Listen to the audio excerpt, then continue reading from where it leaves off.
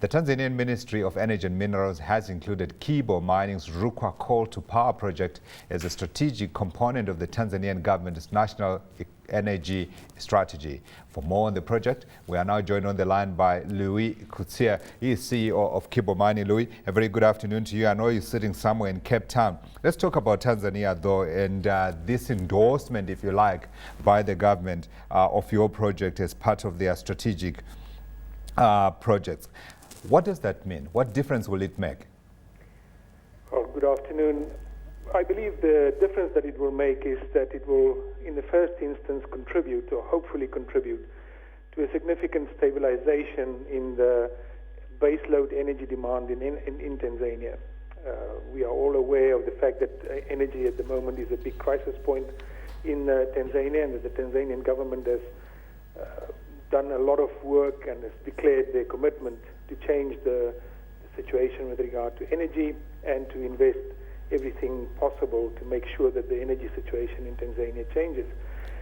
So the project that we're working on at the moment is a 300 megawatt coal-fired mine melt power station in the southern part of Tanzania on the western gateway to the Mtwara development corridor. Yeah.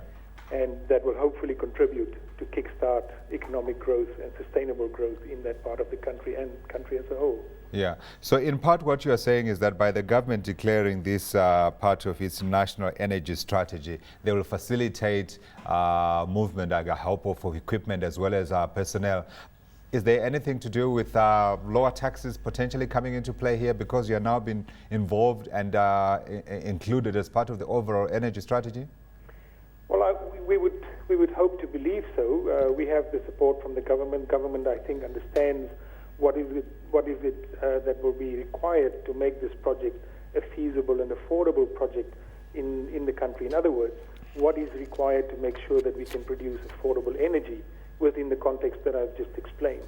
So we would hope that that would come into play. I cannot make a comment as to whether it would, but we believe that incentives like that will definitely be on the table as we advance discussions. Yeah, Louis, remind us again, just how big a project are we talking about here, and also just in terms of timeframes when you see this project finally coming to fruition? Well, it's as I said, a 300 megawatt coal-fired power station. Total investment at the moment, we're looking at between $500 and $700 million, depending on exactly how the final design and construction design of the project comes out.